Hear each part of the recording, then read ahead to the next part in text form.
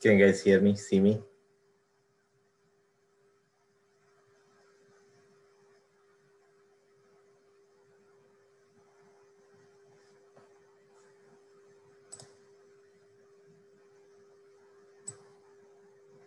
Hello?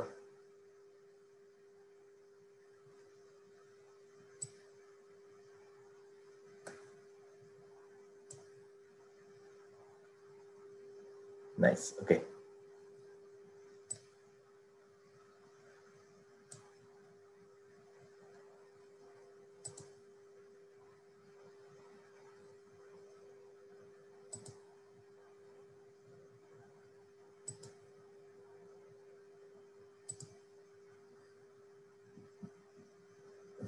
चलिए काफी लोग आ गए हैं, है ना? 8 लोग काफी होते हैं to start. We have lot of ground to cover today, है ना? तो अच्छा कुछ वर्ड सीखते हैं आज। तो इनफैक्ट हम लोग थोड़ा सा ज्योग्राफी भी सीखेंगे, है ना? Let's see how the geography has brought in some of the words into our language. So let's get started. Let me share my screen. Thanks everyone for joining again.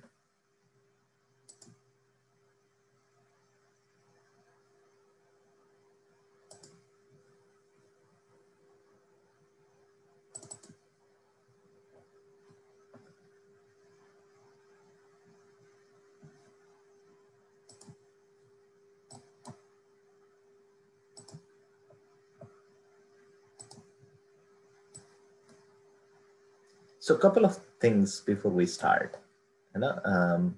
एक पहली चीज ये है कि why do we come here every week, है ना? Why do we want to learn all this vocabulary? क्या होने वाला है इससे? So and first of all, I'm very thankful that you guys come here and motivate me. For me also to come here, है ना? तो what happens is the vocabulary और जो words सीख रहे हैं हम लोग, it enhances all sort of communication, all mediums of communication, है ना? हम लोग बोल रहे हैं, सुन रहे हैं, लिख रहे हैं, पढ़ रहे हैं, ये सारा एरिया में हमारा प्रोग्रेस होगा. And then when you learn new words, you not only learn the meaning, you learn the concept. कुछ जैसे हम लोगों ने fears पढ़े थे last time, right? जो phobias पढ़े थे, हमको पता भी नहीं था कि they exist, है ना? तो but they exist, so हमको new concepts पता चले. We learn about the world, है ना? So that's the motivation. हम लोग कुछ पढ़ेंगे तो हमको जल्दी समझ में आना चाहिए. We should be able to express feelings in most economic words, है ना? In economy of words. So again, we should be practicing gratitude. So let's be thankful to Nalanda Academy, that who is Digital Nalanda, who is providing us this platform to talk, right?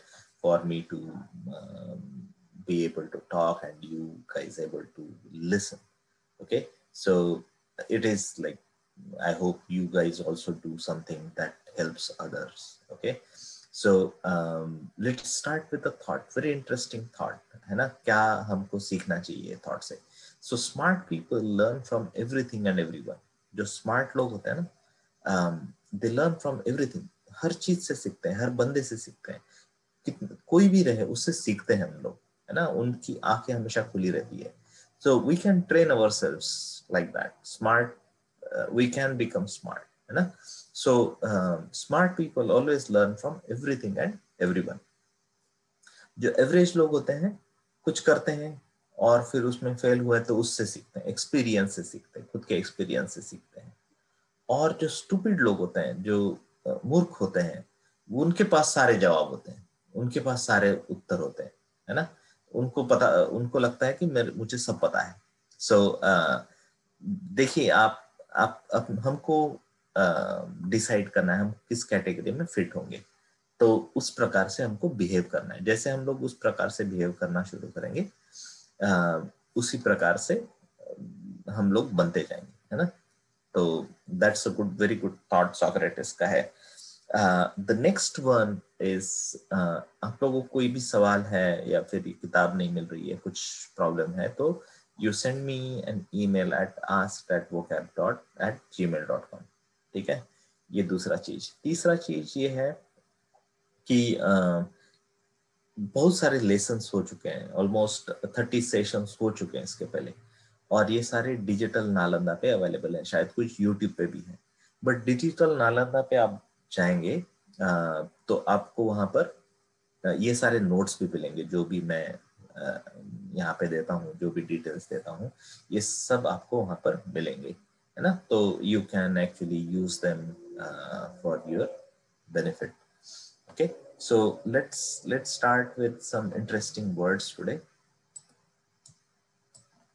Okay, तो ये word हम लोगों ने देखा था, iconoclast, मतलब प्रतिमा भंजक, मूर्ति भंजक, जो मूर्तियों को तोड़ देता है, लिटरली एंड फिगरेटिवली, है ना। A person who attacks cherish beliefs और इंस्टीट्यूशन। अगर कोई रूढ़ी या परंपरा चल रही है, उसको तोड़ देता है, बोलता है ये नहीं, उसको क्वेश्चन करता है, उसको बोलते हैं आइकॉनोक्लास्ट। जो आइकॉन, आइकॉन मतलब एक मूर्ति होती है या फिर एक इमेज होती है, उसको तोड़ देता है ना। स्नीयर्स एट कन्वेंशन और ट्रेडिशन, मतलब ऐसा तुच्छ लेखता है उनको, जो कन्वेंशन या ट्रेडिशन होते हैं, जो बिलीफ्स होते हैं हमारे। Attempts to expose our cherish belief, उसको खुला कर देता है कि इसमें कुछ नहीं रखा है ना। अवर रिवियर्ड ट्रेडिशन, हम जिसको पूछते हैं वो ट्रेडिशन को वो खुला कर देता है ना। एंड ये शैम्स एंड मिथ्स जो होते हैं उनको उजागर कर देता है। तो वो आपको नया नॉलेज देता है बेसिकली, है ना। तो the words are from icon, EIKON, religious image. तो जस्ट रिलीजियस इमेज को ही नहीं करता है, मतलब ये तो ओरिजिन हुआ। और icon is a religious image and plus clean मतलब to break। तो iconoclast मतलब किसी मूर्ति को तोड़ना। जैसे यहाँ पे एक पिक्चर रखा है मैंने, है। So he already broke one, he is now breaking another, third one. So he is the iconoclast। हमारे काफी संत महात्मा हुए, they were iconoclast। बाबा साहब, है ना, वो भी he was iconoclast। सो ये सारी चीजें मतलब ये सारे जो लोग हैं, they were called iconoclast because उन्होंने रूढ़ी परंपराओं को तोड़ा है ना। एक और वर्ड अभी नीचे भी आएगा शायद, मैवरिक। मैंने बोला था कि महावीर से आया है, मैं उसके बारे में और पढ़ने का कोशिश किया, तो that was a wrong belief I had, और रॉन्ग इंफॉर्मेशन आई हैड। तो हम लोग वो भी सीखेंगे कि कहाँ से आया है ये वर्ड। मैवरिक भी ऐसे ही होता है, iconoclast ही होता है, but it's a different root, है ना। ओके, सो आइकॉन मतलब रिलीजियस इमेज, है ना। तो आइकॉन हमारे कंप्यूटर्स में होते हैं या फोन में होते हैं, जिसको हम लोग डबल क्लिक करते हैं तो कुछ खुल जाता है, ऐप खुल जाती है ना। वैसे ही आइकॉन एक हमारे सोशल लाइफ में भी होता है। जैसे क्रिकेटर हो गया, जिसको हम लोग चाहते हैं, है ना, he is a cricket icon. या फिर पॉलिटिशियन हो गया तो पॉलिटिकल आइकॉन। तो एक person or thing regarded as representative symbol, जिसकी हम पूजा करते हैं, वर्थी ऑफ वेनरेशन, जिसकी हम पूजा करने का पूजा करते हैं या पूजा करने के लायक रहता है, उसको बोलते हैं आइकॉन। ओके, ये कहाँ से आया है फिर से? आइकॉन से, रिलीजियस इमेज, है ना। तो अगर आपको आइकॉन पता है तो आप इजीली आइकॉनोक्लास्ट भी याद रख सकते हैं।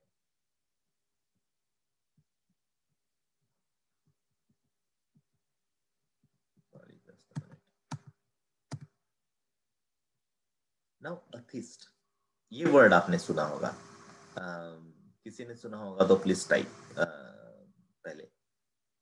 अथिस्ट थियोस से आता है, थियोस मतलब गॉड। इसे काफी वर्ड्स हम लोग देखेंगे अभी, है ना, नीचे और वर्ड्स देखेंगे। सो थियोस मतलब होता है गॉड, भगवान। तो अथिस्ट, ए इज अ नेगेटिव प्रीफिक्स, है ना। सो अथिस्ट, थियोस को ए निगेटिव प्रीफिक्स में डाल दिया तो हो गया जो भगवान में नहीं मानता, है ना, निगेटिव फीलिंग है भगवान के प्रति। सो नास्तिक combines the Greek negative prefix A with theos, theos मतलब गॉड, एथिस्ट मतलब जो भगवान में नहीं मानता। एक दूसरा फीलिंग भी होता है ना, अथिस्ट, और एक दूसरा होता है एग्नोस्टिक। अभी ये एग्नोस्टिक मतलब क्या होता है, ये उस प्रकार के लोग होते हैं जो जिन जो मानते हैं कि मुझे पता नहीं है भगवान है या नहीं है, वो नहीं जानते, वो बोलते हैं कि ठीक है, मतलब हो भी सकता है नहीं भी हो सकता है, मैंने नहीं देखा, है ना, आई डोंट नो, मुझे नहीं पता है। सो ये कैसे आया है word agnostic, which is also an adjective, is built on the Greek root gnostos. Gnostos मतलब to know, पता रहना, gnostos, है ना, और उसके पहले ए लगा दिया तो मुझे नहीं पता है या नहीं है, मुझे नहीं पता। So a philosophy that claims agnosticism, a philosophy that claims that God is unknowable, नहीं पता है ना, he may exist, he may not exist, that human beings can never come to a final conclusion about it। उनको ये लगता है कि हम लोग, मतलब जो ह्यूमन बींग्स हैं उनको कभी पता नहीं चलेगा कि है कि नहीं है, तो दे आर एग्नोस्टिक। एथिस्ट को पता है नहीं है, भगवान नहीं है, एथिस्ट को पता है। एग्नोस्टिक्स को पता नहीं पता है कि नहीं, है ना, संशयवादी है, उनको संशय है कि नहीं है। सो डायग्नोसिस, ग्नोस्टोस मतलब टू नो, डायग्नोसिस मतलब थियोस के ऊपर हम लोग आएंगे और नीचे, है ना। ग्नोस्टोस देख लेते हैं। ग्नोस्टोस डायग्नोसिस, अगर डायग्नोस्टिक सेंटर रहता है या फिर आप डॉक्टर के पास जाते हैं तो डॉक्टर डायग्नोसिस करता है, मतलब पता करता है कि क्या प्रॉब्लम है। The identification of the nature of illness, कि आपके बीमारी की जड़ क्या है, और other problem by examination of the symptoms, आपको जो लक्षण है उसके ऊपर से आपको वो आइडेंटिफाई करता है कि डायग्नोसिस क्या है, निदान क्या है, रोग का निदान क्या है ना। Early diagnosis and treatments are essential in any disease, ना। अगर पता ही नहीं चला कि निदान क्या है या डायग्नोसिस क्या है तो बीमारी का कौन सी दवाई देंगे, है ना। अगर डेंगू हो गया है और आपको रेगुलर वायरल फीवर समझ के चल रहे हैं लोग, या फिर कोई बुखार समझ के चल रहे हैं, तो देन इट्स अ प्रॉब्लम, है ना। डायग्नोसिस होना बहुत जरूरी है। सो ग्नोस्टोस, ग्नोस्टोस मतलब पता होना, डाया मतलब वाया, मतलब डायमीटर बोलते हैं हम लोग, है ना, जो सर्कल के पूरे अंदर से जाता है। Constructed allies Greek root gnosis मतलब नॉलेज, है ना, एंड प्लस डाया मतलब थ्रू, तो अ नोइंग थ्रू एग्जामिनेशन और टेस्टिंग, है ना। डायग्नोस्टिक लैब में क्या होता है, आप ब्लड देते हैं, यूरिन सैंपल देते हैं, and then they run some test, और आपको पता कराते हैं कि क्या है, क्या हुआ है ना। सिमिलर ग्नोसिस, ग्नोसिस मतलब नॉलेज, और ग्नोस्टोस मतलब टू नो, है ना, नॉलेज मतलब पता होना। प्रोग्नोसिस, अगेन ग्नोसिस मतलब नॉलेज, प्रो मतलब पहले, है ना, पहले ही पता होना, लाइकली कोर्स ऑफ डिसीज और एलिमेंट, कि क्या होगा डिसीज में, बेस्ड ऑन नॉलेज। अब डॉक्टर के पास जाते हैं तो डॉक्टर को पता होता है कि अच्छा ये डिसीज हो गया है, तो काफी एक्सपीरियंस होता है, पढ़ा हुआ होता है कि अच्छा अभी ये हो सकता है, उसके बाद ये होगा, ये होगा। दैट इज अ प्रोग्नोसिस, पहले ही पता होना कि क्या होने वाला है ना। A prognosis, on the other hand, is etymologically knowing beforehand, hence prediction, generally, but not solely as the course of disease, as to the course of disease, है ना। प्रेडिक्शन करना, पता पहले ही बता देना, भविष्यवाणी करना, लिटरली भविष्यवाणी से रिलेटेड नहीं है ये word, but by no knowledge, जो प्रीवियस एक्सपीरियंस है उसके बेसिस पे बताना, है ना। तो यही फिर से prognosticate, the verb for diagnosis is diagnose, है ना, क्रिया क्या है, डायग्नोज करना, and the verb for prognosis is prognosticate. Okay, तो देखिए इस वर्ड को थोड़ा सा समझिए, प्रो प्लस एग्नोसिस, है ना, knowledge, prognosis, diagnosis, agnosticism and prognosis. Okay, alright. So theos तो हम लोगों ने देखा था, थियोस मतलब होता है भगवान, है ना, जिसकी लोग पूजा करते हैं। सो मोनो, मोनो मतलब होता है एक, है ना। तो कई सारे कल्चर हैं दुनिया में जहां पे एक एक भगवान को जानते हैं, मोनोथियज्म, है ना। कोई रिलीजन है जो एक भगवान में मानता है ना, उसको बोलते हैं मोनोथियज्म। क्रिश्चियनिटी, जुडाइज्म, इस्लाम, इनमें एक ही भगवान होता है। इनके पास 10 हजारों कोटि भगवान नहीं है, एक एक को मानते हैं, है ना। उसको बोलते हैं मोनो। मोनो तो हम लोगों ने मोनोमैनिया देखा था, है ना। मोनोमैनिया मतलब एक एक चीज के प्रति पागलपन होना, मोनोथियज्म। वैसे ही वो मोनोमैनिया हो गया, ये मोनोथियज्म हो गया। सो it is a belief in God, one God, एक भगवान में, है ना, एकेश्वरवाद। ओके, देन एकेश्वरवाद है तो बहुदेववाद भी है फिर दूसरा। तो पॉलीथिज्म, पॉलीमर्स होते हैं, है ना, पॉलिनोमियल सिस्टम होता है जिसमें कई सारे नाम होते हैं, है ना। सो पॉलीथीज्म, पॉली मतलब मेनी, बहुत सारे, polytheism is belief in many God's, जैसे हिंदुइज्म में होता है ना, जैसे एंशियंट ग्रीस या रोम में हुआ करता था बहुत देववाद। ओके, और sorry, pantheism. Pantheism is the belief that God is not in man's image. Okay?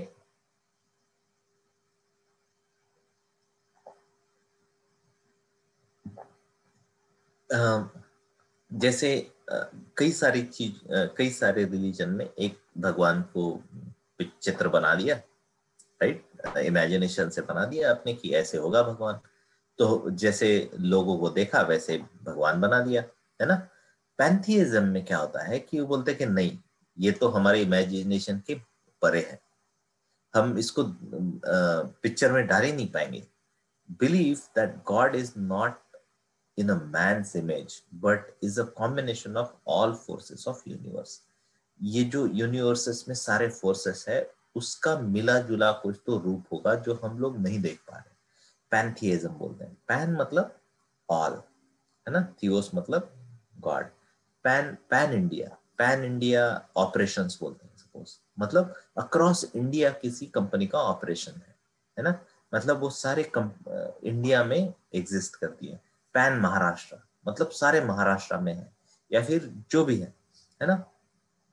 Pan ऐसे भी वर्ड करते हैं। पैंथियज्म मतलब जो बोलता है कि सारे के सारे जो यूनिवर्सेस के फोर्सेस है वो है गॉड, है ना।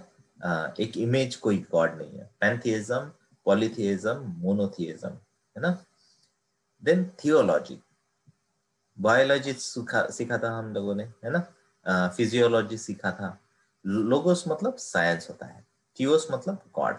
सो when you combine this two words, right, theology मतलब study of God and religion.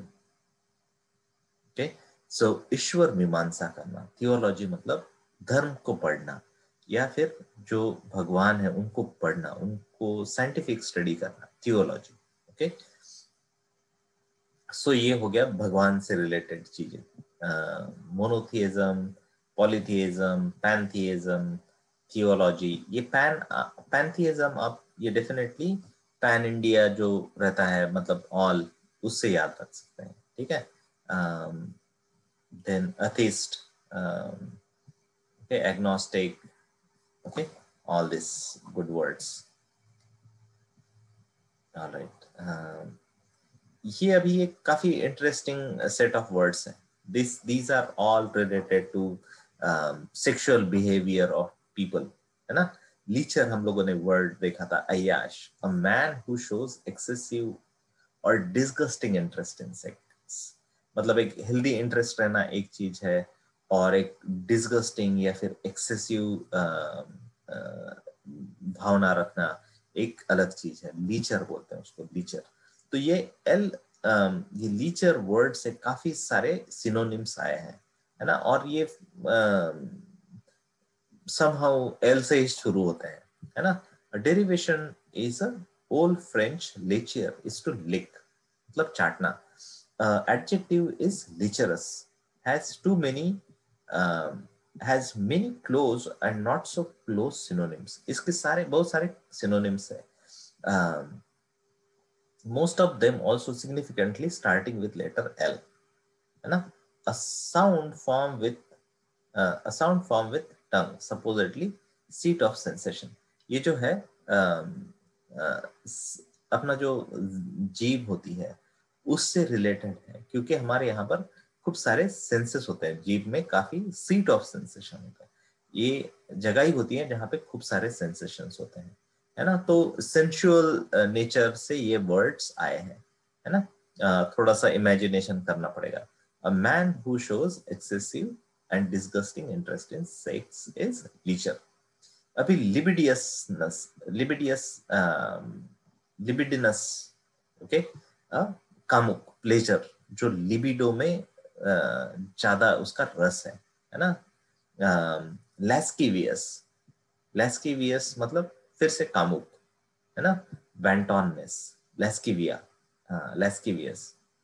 Then lubricious, lubricious is not very close to कामुकता, है ना। ये होता है कि आप साइकिल में आप लुब्रिकेशन करते हैं, ऑयल डालते हैं so that it run smoothly, है ना।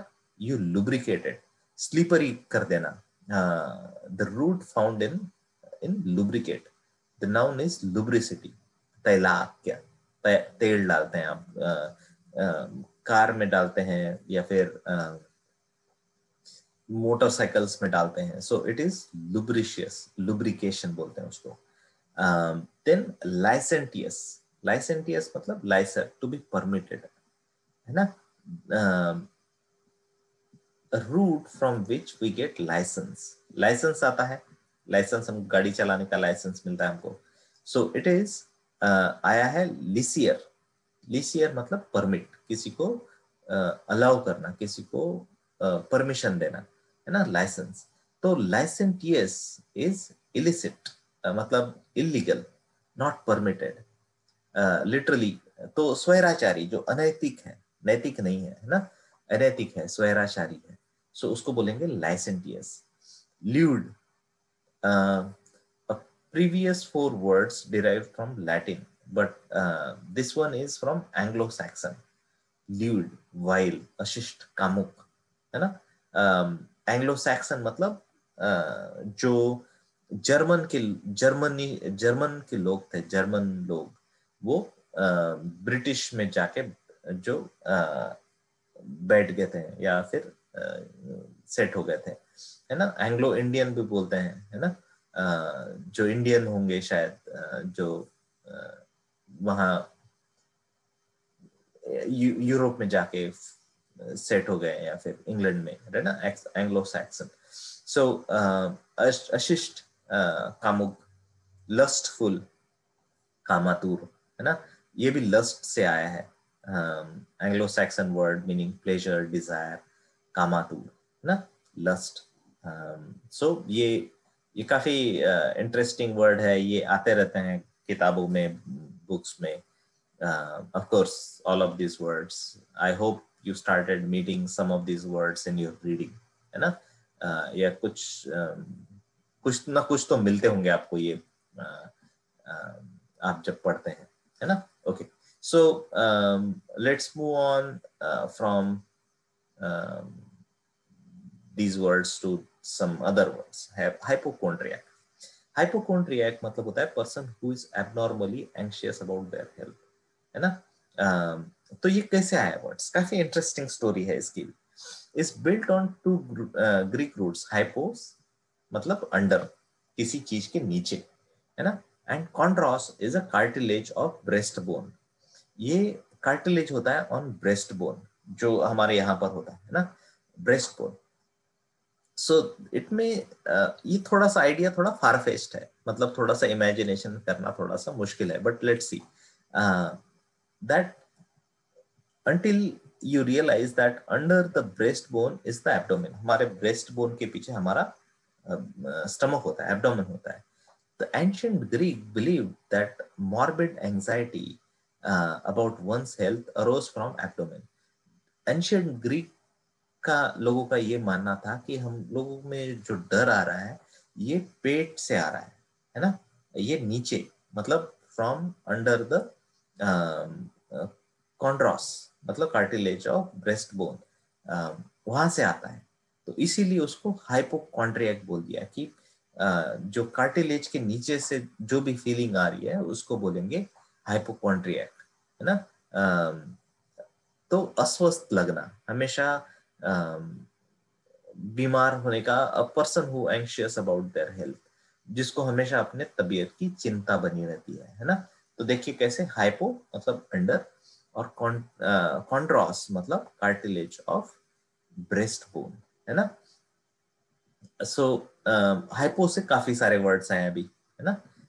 हाइपोडर्मिक हम लोगों ने वर्ड देखा था, हाइपोडर्मिक चमड़े के नीचे का, हाइपोडर्मिक नीडल रहती है ना, जो आपके स्किन के अंदर अंदर जाती है। हाइपोडर्मिक, डर्मा मतलब होता है स्किन, है ना। Hypodermic needle that penetrates under the skin, चमड़े के नीचे का, है ना। इपिडर्मिक होता है सबसे ऊपर वाला भाग, हाइपोडर्मिक होता है अंदर। हाइपोथायरॉइड, थायराइड, हाइपोथायराइड, तो थायराइड ग्लैंड्स होते हैं हमारे, है ना। हाइपोथायराइड मतलब काम कम करते हैं, वो अंडर परफॉर्म करते हैं, है ना। किसी एक परफॉर्म करना होता है बट दे अंडर परफॉर्म, है ना, कम काम करते हैं। तो उससे जो ग्रंथि होती है थायराइड, वो पूरा हार्मोन सिक्रेट नहीं करती, उसके वजह से कुछ डिसीजेस हो जाते हैं, कुछ रोग हो जाते हैं, उसको बोलते हैं हाइपोथायराइड। थायराइड तो पता है आपको, हाइपो उसके पीछे पहले लगा दिया तो हाइपो हो गया, मतलब कम हो गया। हाइपोटेंशन, ये भी वर्ड सुना होगा आपने, हाइपोटेंशन मतलब ब्लड प्रेशर कम हो जाता है, एबनॉर्मली लो ब्लड प्रेशर। तो जिस रेट से हार्ट को पंप करना होता है उस रेट से हार्ट ब्लड पंप नहीं कर पाता है, हाइपोटेंशन, कम होता है टेंशन। उसी का अपोजिट, हाइपो का अपोजिट होता है हाइपर, है ना। हाइपर, सो अगर आप हाइपर को थायरॉइडिज्म के आगे लगाया, हाइपर थायरॉइड लगा दिए, that means it is releasing excessive hormones, है ना, ये ज्यादा हार्मोन सिक्रेट कर रहा है। So it is called as hyperthyroidism occurs when your thyroid glands produces too much। ये भी प्रॉब्लम है ना, कम करना भी प्रॉब्लम है, एक संतुलन बना रहना बहुत जरूरी है ना। तो हाइपरथायरॉइडिज्म, हाइपोथायरॉइड, हाइपरटेंशन, है ना। हाइपरटेंशन मतलब ज्यादा ब्लड प्रेशर है ना। 80 to 120 होता है, अगर ज्यादा हो गया तो इट इज मोर देन 120, अगर अंडर है तो it is less, so less than 80, शायद 80 और 20 है, 80 120 है, so I confirm that। Okay, so hypertension, hypercritical मतलब फॉल्ट फाइंडिंग, क्रिटिक करना मतलब किसी का गुणदोष निकालना, हाइपर क्रिटिकल मतलब जो बहुत ज्यादा गुणदोष निकालता है, a person who is excessively fault finding, अत्यंत गुणदोष निरूपक, जो ज्यादा गुण दोष निकालता है। हाइपर एक्टिव, बच्चे होते हैं हाइपर एक्टिव, है ना, जो खूब एक्टिव होते हैं, मतलब बैठते नहीं है एक जगह पे, they are called as hyper active. Hyper मतलब ज्यादा, एक्टिव तो आपको पता ही है ना, hyper active. Hyper sensitive, sensitive मतलब संवेदनशील, हाइपर सेंसिटिव मतलब अति अत्यंत संवेदनशील। ओके, सो ये हो गए हाइपर या हाइपो से वर्ड। डर्मा हम लोगों ने देखा था, hypodermic, under under the skin, so let's revise some of the words we have seen. Dermatitis मतलब त्वचा रोग होता है ना, देखे थे हम लोगों ने वर्ड. डर्मेटोलॉजी मतलब त्वचा विज्ञान. तो ये this is a branch of medicine, है ना. ये एक स्पेशलाइजेशन होता है मेडिसिन में. जब आप दवाखाने में जाएंगे तो आपको डर्मेटोलॉजी डिपार्टमेंट दिखेगा, कार्डियोलॉजी डिपार्टमेंट दिखेगा, है ना, न्यूरोलॉजी डिपार्टमेंट दिखेगा, वैसे ही डर्मेटोलॉजी भी दिखेगा. पैचीडर्म मोटे चमड़ी का, पैचीडर्म मतलब मोटे चमड़ी का जानवर, जैसे हो गया हाथी हो गया, उसमें काफी ज्यादा मोटी चमड़ी होती है. एपिडर्मिस, एपिडर्मिस मतलब is the outermost of the three layers of the skin. Epidermis मतलब सबसे ऊपर वाला भाग त्वचा का, है ना. हाइपोडर्मिक आप हम लोग अभी देखा. टैक्सीडर्मी मतलब किसी को याद है टैक्सीडर्मी? इसमें क्या होता है ना, टैक्सीडर्मी में जो मरा हुआ जानवर है उसमें उसका स्किन निकालते हैं लोग, एंड देन उसमें कुछ भूसा भर देते हैं और उसको जिंदा एनिमल टाइप रखते हैं शो केस में, है ना. उसको बोलते हैं टैक्सीडर्मी. ऑलराइट. तो जैसे मैंने स्टार्ट में बोला था कि कुछ लोगों से वर्ड्स आए हैं. मार्टिनेट हम लोगों ने वर्ड देखा था, है ना. मार्टिनेट मतलब क्या होता है word? Who is a strict disciplinarian, है ना. ये फ्रेंच आर्मी में जनरल था, उसने काफी डिसिप्लिन लाया था, है ना. ऐसे ही काफी लोगों ने लैंग्वेज, लोगों के वजह से लैंग्वेज में वर्ड्स ऐड हुए हैं. तो people who made our language, जो लोगों ने हमारी लैंग्वेज को एनहांस किया है ना, उस वो वर्ड्स देखते हैं आज. और कुछ जो ज्योग्राफी से कुछ वर्ड्स जो आए हैं उसको भी देखेंगे.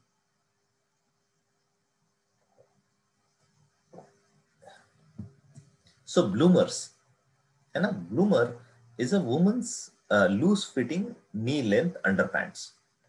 जो पैंट्स होते हैं ऐसे टाइप के, है ना, जो आपके घुटने तक आते हैं, उसको बोलते हैं bloomers.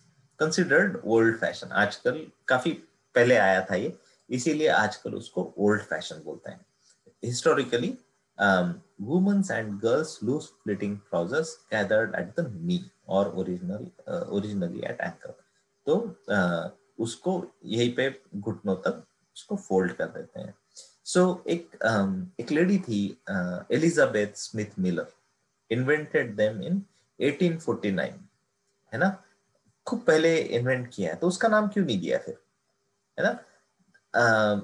So but what she did, this Miller lady showed the working model to a famous woman rights advocate Emilia bloomer.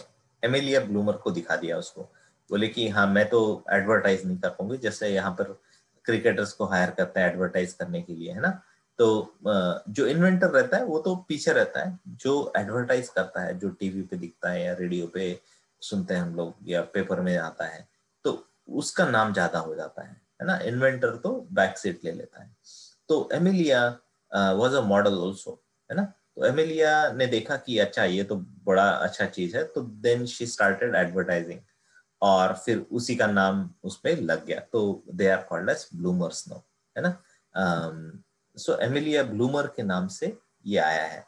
तो ये जो पैंट्स होते हैं उसको ब्लूमर्स बोलते हैं, है ना.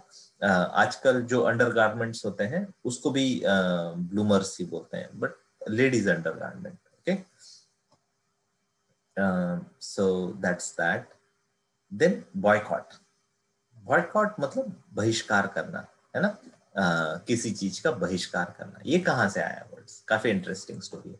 चार्ल्स सी बॉयकॉट, है ना, ये इंग्लिश लैंड एजेंट था. उसका काम था कि रेंट, आयरिश जो फार्मर्स थे, आयरलैंड के जो फार्मर्स थे, उनसे रेंट लेना.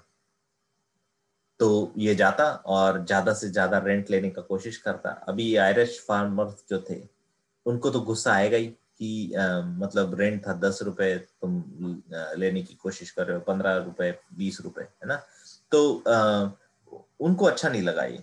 चार्ल्स सी बॉयकॉट का जो बिहेवियर था, ये बंदे का फोटो है ये, चार्ल्स सी बॉयकॉट. तो उसको अच्छा नहीं लगा. देन व्हाट दे डिड, उन्होंने उसको ऑस्ट्रसाइज कर दिया, बहिष्कार कर दिया उसका। ना उसको लोग खरीदने देते थे कुछ, ना उसके खेत में काम करते थे उसको, तो उसका बहिष्कार कर दिया। तब से ये बॉयकॉट जो वर्ड है तब इंग्लिश लैंग्वेज में ऐड हो गया, है ना। देखिए कैसे वर्ड ट्रैवल भी करते हैं। जो आयरलैंड में यूज होता था word, it travelled all the way to entire world, है ना। एक छोटा वर्ड कैसा ट्रैवल किया पूरा, है ना। कैसे लोगों ने उसको पॉपुलराइज किया होगा वर्ड, है ना। एक वर्ड हम लोग अगर विदर्भा में यूज करते हैं, इमेजिन वो वर्ड पूरा दुनिया में चला जाए, या फिर किसी इंडिया में एक स्पेसिफिक लैंग्वेज में यूज कर रहे हैं, पूरा जगह चला जाएगा, तो कैसे होगा। तो this is how boycott word has come into being, है ना। ब्लूमर, एमिलिया ब्लूमर, चार्ल्स सी बाइकॉट, बाइकॉट मतलब बहिष्कार कर देना।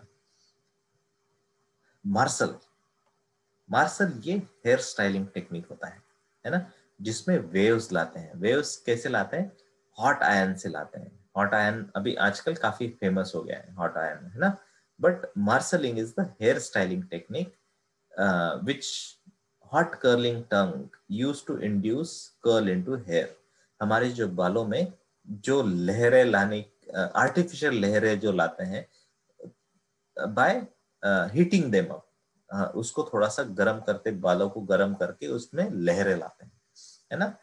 Marshalling is the hair styling technique. Marshall was a ingenious Parisian hairdresser who felt he could improve the button curl popular in 1875। 1875 में इसने ये fashion लाया था एंड मेड अ फॉर्चून, खूब पैसे बनाए उसने, है ना। Marshall, so he Francis Marshall marshalling his wife's hair in 1922। देखिए तब तब इन्वेंट किया था 1875 में, एंड 1922 का फोटो है ये, है ना। And this is one of the models who is showing the marshalling, है ना, is a hairstyle by hot iron। All right, silhouette, silhouette, silhouette again French, French language से है ये, है ना। अ डार्क शेप एंड आउटलाइन, जैसे हम लोगों ने देखते हैं हम लोग, आउटलाइन रहता है बस इसमें, ये पिक्चर में, इसमें इमेजेस ज्यादा नहीं है, मतलब इसमें आंख नहीं निकाला है, सिर्फ एक आउटलाइन निकाला है, उसको डार्क कर दिया। It is a minimalist painting, है ना। इसमें कुछ कुछ भी नहीं निकाला है, it's a very simple outline. तो कैसे आया words. So there was a finance minister in France just before the revolution. France में जो रिवॉल्यूशन हुआ था, 18 de Silhouette, advocate of simple life, उसने क्या बोला कि आप लोग सिंपल लाइफ जियो, ज्यादा लग्जरी करने का जरूरत नहीं है, और जितना भी पैसा बचे वो आप ट्रेजरी में, जो किंग का ट्रेजरी था उसमें आप डाल दो, है ना। आपको सादा रहना है, किंग भले लग्जरीज रहे, है ना। तो इससे ही ये वर्ड आया है कि सिंपलेस्ट पोर्ट्रेट। तो ये है सिंपलेस्ट पोर्ट्रेट, इसमें कुछ भी नहीं है, बहुत ही सिंपल है। एक आकृति निकाल दिया, उसको भर दिया काले से, simple. So that is silhouette, silhouette. Okay, तो इसमें है ना एच शायद साइलेंट है, तो सिलोएट, आप इसका प्रोनाउंसिएशन सुनिए थोड़ा सा, है ना, गूगल पे, तो आपको प्रॉपर मिल जाएगा इसका। But this is how it came. Okay, okay, we have 20 more minutes। Derrick, derrick, अभी ये बंदा, डेरिक को अभी बोलते हैं क्रेन, जो चीजें लटकाता है, ऐसे उठाता है and then move, right. So a movable pivoted arm of the moving or lifting heavy weights, जो हेवी वेट्स को लिफ्ट करता है। तो ये 17th सेंचुरी इंग्लिश हैंगमैन, जो फांसी देता था लोगों को, है ना, डेरिक बाय नेम, उसका नाम था डेरिक। लोगों को उसने लटकाया है, काफी लोगों को, मतलब काफी फेमस जो क्रिमिनल्स थे उनको उसने फांसी पे चढ़ाया था। तो you know right, they used to hold it जब तक लटक नहीं जाता या मर नहीं जाता आदमी, तो उसी के नाम से ये वर्ड आया है डेरिक। काफी पॉपुलर नेम है, रहता है यहाँ पे लोगों का, है ना, इंग्लिश एरिया में। Then sadist, person who takes pleasure in inflicting pain, punishment or humiliation of other. ये ऐसे लोग होते हैं जिनको दूसरे की पीड़ा में मजा आता है। सैडिस्ट, दूसरों को पीड़ा देने में ज्यादा मजा आता है, दूसरी की पीड़ा देखने में, दूसरों को दुख देने में काफी मजा आता है। अ सैडिस्ट, पीड़क, पीड़न कामुक, इसमें सेक्सुअलिटी भी आती है थोड़ी सी, है ना। Because count day said, 18th century Frenchman found his greatest delight in torturing his friends and mistresses. जो उसके फ्रेंड और जो उसके सेक्सुअल पार्टनर्स रहा करते थे, उनको दुख देने में उसको काफी मजा आता था। उसने किताबें लिखी थी, हिज वर्क, हिज जो उसने बुक्स लिखे थे, they were like so heinous, या फिर जिस मतलब आप चौंक जाएंगे, ऐसा ऐसा उसने डिस्क्राइब किया था कि कैसे पेन दिया जा सकता है, कैसे उससे खुशी मिलती है ना। His work shocked the nation and the world by alarming frankness which he described his morbid and bloodthirsty cruelty. तो this is his portrait, one of the portraits. तो उसके वजह से ये आया है वर्ड सैडिस्ट, है ना। देन आया है गैल्वेनिज्म। गैल्वेनिज्म मतलब प्रेरित करना। तो Luigi Galvani was a scientist, तो इटालियन फिजियोलॉजिस्ट। तो इसने क्या किया कि इलेक्ट्रिकली चार्ज स्कैल्पेल था, और जो एक क्या होता है ये,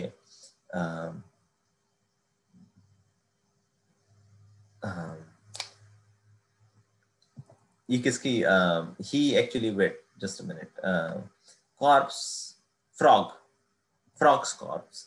फ्रॉग तो आपको जानते हैं, मतलब हिंदी वर्ड नहीं आ रहा है मुझे, मेंढक, मेंढक का डेड बॉडी था, कॉर्प्स मतलब डेड बॉडी। तो उसको जो स्कैल्पेल होता है ना, जिससे काटते हैं, वो इलेक्ट्रिकली चार्ज था, एंड जैसे उसने जो डेड बॉडी और डेड फ्रॉग था उसको जब लगाया, तो इट क्रिएटेड एक्शन, मतलब in the body of a frog, है ना। तो उसको तब से पता चला कि अच्छा, डेड बॉडी में अगर आप कुछ इलेक्ट्रिकल चार्ज देते हैं तो उसमें कुछ एक्शन आ जाता है ना। तो प्रेरित किया उसने, वो डेड बॉडी को भी प्रेरित किया, ऐसा उसका मीनिंग है ना। किसी में उत्तेजना डाल देना, या फिर किसी में हाँ, उत्तेजना, या फिर प्रेरित करना, किसी को गैल्वेनाइज इनटू एक्शन, किसी को एक्शन करने को उत्तेजित करना, प्रेरित करना। काफी वर्ड्स आए हैं, गैल्वेनिज्म, गैल्वेनाइज्ड, गैल्वेनाइज्ड आयरन, गैल्वेनोमीटर, है ना। ये आए हैं वर्ड लुइगी गैल्वेनी से आए हैं, है ना। ओके, गपीज, प्रोत्साहन करना, very good Vandana, thank you. ठीक है, guppies. In 1868 R.I. Lechmere Guppy, president of scientific association of Trinidad, ये एक छोटा सा आइलैंड है Trinidad, sent some of the specimens of tiny tropical fishes to British Museum. उसने क्या किया, ट्रॉपिकल एरिया में रहता था ट्रिनिडाड, है ना, एक मैं बताता हूँ कहाँ पर है ये। तो ये साउथ अमेरिका के जस्ट ऊपर यहाँ पर एक ट्रिनिडाड एंड टोगैबो करके एक आइलैंड है। सो वहां पर ये था बंदा, और क्या किया, यहाँ से कुछ फिशेस ली और उसको ब्रिटिश म्यूजियम के लिए भेज दिया। तो ब्रिटिश लोगों ने क्या किया, इस फिश का नाम गपीज रख दिया, है ना। गपीज का काफी एड रहता है इंडिया में भी, कि ये डेंगू जो होता है, डेंगू फैलाने वाला जो मॉस्किटो होता है, उसके अंडे खाता है ये, है ना। तो गप्पी मासे पाड़ा आणि हिवताप टाळा. सो दैट मीन्स यू आप इसको रखिए आपके छोटे पॉन्ड्स जो होते हैं या फिर जहाँ पे भी पानी है उसमें आप ये मच्छियाँ रखिए, ये मछलियाँ रखिए, और it will help you protect from the dengue. Okay, so this is how guppies come. Guppies word came. Okay, तो ये हो गया. Then nicotine. निकोटिन होता है टोबैको में, है ना. हम लोग मतलब जो भी लोग सिगरेट पीते हैं या तंबाकू खाते हैं, it is a toxic colourless yellowish oily liquid that is chief active constituent of tobacco. It acts as stimulant. लोग क्यों पीते हैं? Because it stimulates in small doses. अगर आपको मिलता है, अगर ज्यादा ले लिया तो it can affect your autonomic nerve and skeletal muscle cells. ठीक है, तो ये कैसे आया? तो 400 years ago Jean Nicot, French ambassador, ये फ्रेंच लोगों ने काफी काम किया ऐसे, है ना. सो सैडिस्ट हो गए कुछ लोगों ने, क्या क्या नहीं किया. So Jean Nicot was a French ambassador, bought some of the tobacco seeds from Flemish part of Belgium. उससे कुछ seeds लेके आया, and then he popularized this nicotine in entire Europe. तो उसके नाम से फिर इसको बोल दिया कि हाँ ये जो भी ये है, क्या कहते हैं उसको, जो एक्टिव इंग्रेडिएंट है टोबैको में, उसको बोल दिया इट इज अ निकोटिन, है ना. जीन निकोट से आया है वर्ड. तो उसके नाम का स्टैम्प वगैरह भी है यहाँ पर, उसकी लीव बना दी है, right, because he brought it from Belgium to entire Europe. Then maverick. Maverick जो वर्ड बताया था मैंने, महावीर से आया, but it's not the case, और सो आई थिंक अगेन जितना भी मैंने पढ़ा है ना. मैवरिक इज इपोनिम, मतलब किसी विश, जैसे टाटा स्टील है, किससे आया है? ये टाटा से आया है ना. तो Tata is a eponymous company name, है ना. वो अपने नाम से रखा गया कंपनी है. विशिष्ट व्यक्ति के नाम पर किसी स्थान का नाम रखा जाना, है ना. टाटा, ट्रम्प ऑर्गेनाइजेशन है, ट्रम्प के नाम से है ना. तो कोई भी ऐसी चीज जो किसी के नाम से आती है उसको बोलते हैं इपोनिमस. जैसे सपोज मैंने एक कंपनी खोल दी आशीष, तो वो कंपनी हो जाएगी इपोनिमस. तो इट विल बी सेड कि इपोनिमस कंपनी, मतलब जिसके नाम पे रखा गया, है ना. So maverick is word derived from someone's name, किसी के नाम पे रखा गया. It's originally meant unbranded calf, comes from Texas ranch called Samuel Maverick. Samuel Maverick नाम का एक बंदा था. तो क्या करते हैं ना, यहाँ पे हजारों गाय होती है, तो अपनी गाय पहचानने के लिए क्या करते हैं, एक लोहे का एक स्टैम्प बनाते हैं, है ना. उसको गर्म करते हैं और उसको गाय के पीठ पे लगाते हैं, सो दैट वहां पे एक निशान बन जाए, पक्का निशान बन जाए. तो it is a very cruel practice. तो हो सकता है सैमुअल मैवरिक बोला कि नहीं, मैं ऐसे अपने गायों को नहीं करूंगा, है ना. तो गायों को पकड़ते हैं, एकदम टाइट इसमें रखते हैं और उसको ब्रांड करते हैं, उसको उसको बोलते हैं ब्रांडिंग. जो हमारे हमारे कपड़ों में होता है आजकल ब्रांडिंग, है ना. यहाँ पर कुछ लिखा होगा, ड्रेस पे लिखा होगा या शर्ट पे लिखा होगा या टी शर्ट, वो ब्रांडिंग होता है, राइट. तो जैसे वैसे ही गायों को भी, या जो घोड़े होते हैं उनको भी ब्रांडिंग करते हैं. तो इट इज, वो बोला कि नहीं मैं ऐसा नहीं करूंगा, I will not do this, I will keep them independent, है ना. सो सैमुअल ए मैवरिक से ये वर्ड आया है. चलिए क्विकली कुछ और वर्ड्स. सो प्लेसेस, कुछ जगहों से भी आए हैं अपने वर्ड. बेयोनेट. बेयोनेट एक a blade that may be fixed to a muzzle of a rifle. जो पुरानी बंदूकें होती थी उनके आगे एक ब्लेड लगा रहता था, है ना. अगर बंदूक ना चले तो ब्लेड से ही मार दिया, है ना. So it was invented in Bayonne France. ये फ्रांस है ना. ये यहाँ पर ये जगह है, ये जो सिंबल। तो साउथ ऑफ फ्रांस में बेयोनेट करके ये जो चाकू है उसका उसकी इजाद हुई थी, एंड इसीलिए उसको उस जगह से नाम दिया गया। बोयन फ्रांस में a dagger-like weapon fits at the muzzle end of the rifle, the bayonet बोलते हैं उसको। Okay, then second one is cantaloupe. Cantalupo Italy एक जगह है जहां पर the first place in Europe to grow this luscious सुस्वादी melon are now called as cantaloupes, क्योंकि ये यहाँ इटली में है ना। ये देखिए फ्रांस के पास ही इटली है, स्पेन है ना। तो इटली में ये एक जगह थी कैंटलूपो, जहां पर ये सबसे पहली बार उगे हैं। इसको खरबूजा बोलते हैं शायद, है ना। तो मतलब it is very delicious type का फ्रूट होता है ये, कैंटलूप बोलते हैं उसको। ओके, कैलिको, तो इंडिया ने भी कुछ कंट्रीब्यूट किया है। कैलिको मतलब ये कैलिकट इंडिया से आया वर्ड, है ना। अभी उसको कोझिकोड बोलते हैं। प्रिंटेड कॉटन फैब्रिक, यहाँ पे जो क्या कहते हैं उसको, कॉटन है ना, कपास, सॉरी कपास यहाँ से एक्सपोर्ट होता होगा, या फिर वहां पे बने हुए कपड़े, प्रिंटेड कपड़े एक्सपोर्ट होते होंगे, तो उसको कैलिको बोलने लग गए लोग, क्योंकि because it came from Calicut. Okay, ये एक कैट से भी संबंधित होता है ये word. An animal typically cat, multi coloured और मॉटेड।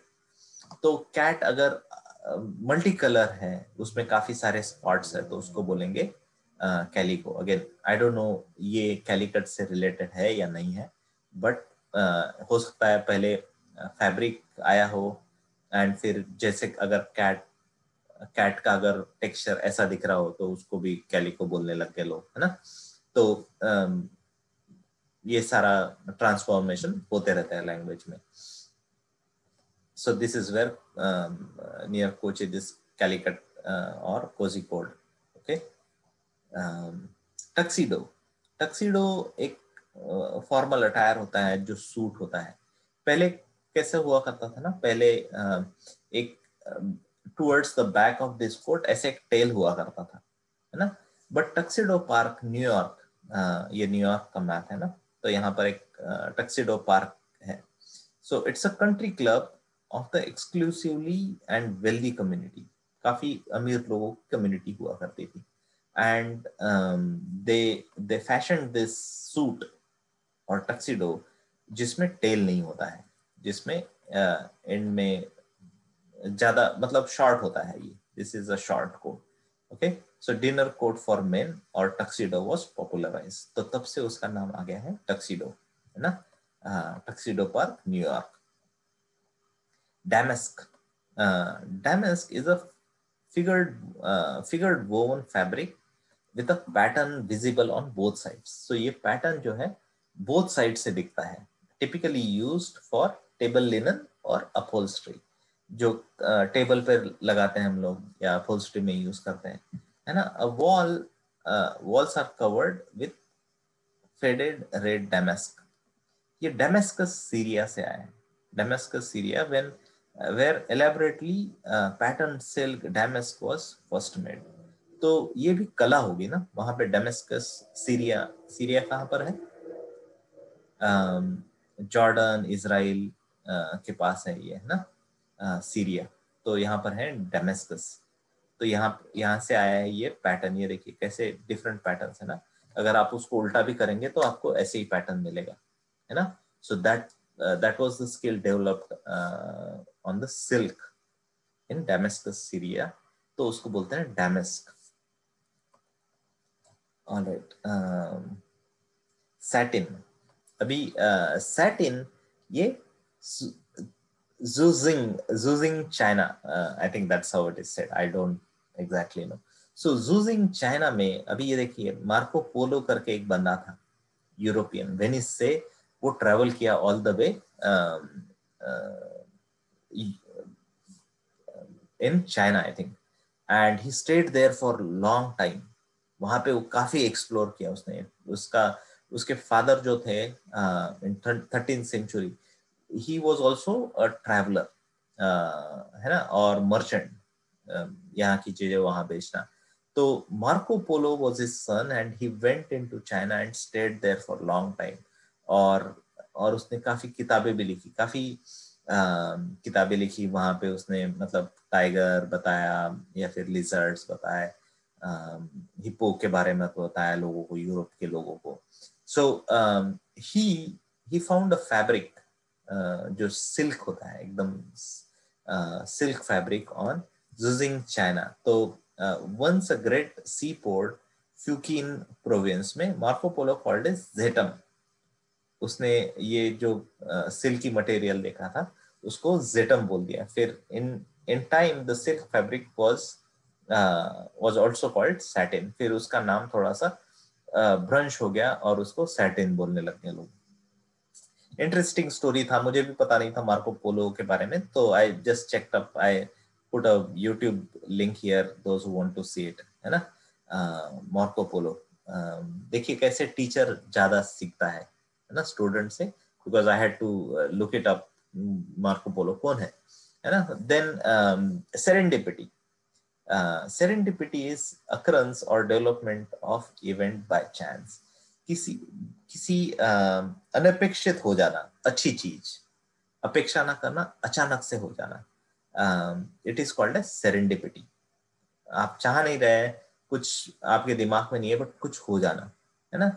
सो it it came from Swarnadeep, actually बोलते थे स्वरनदीप, श्रीलंका का नाम हुआ करता था पुराना।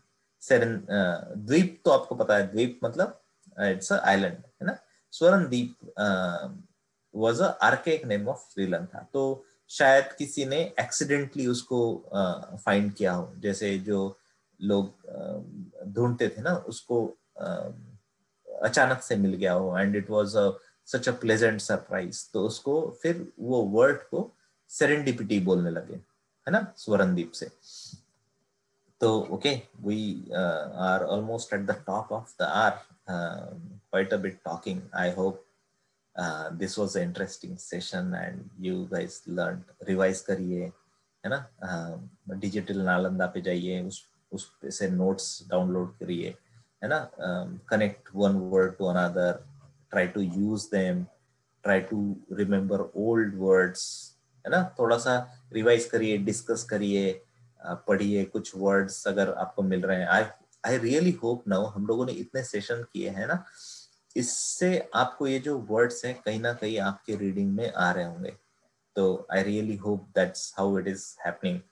सो with that, I would stop and we can give some time for question and answers if there are any. And again, thank you guys for joining.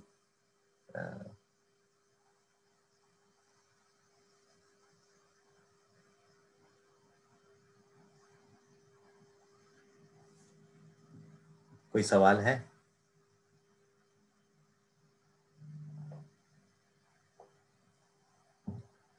Type करना है तो टाइप करिए, otherwise I think it is almost 7, I think there are other sessions, so we can hang up and see you next week. Thank you guys, take care.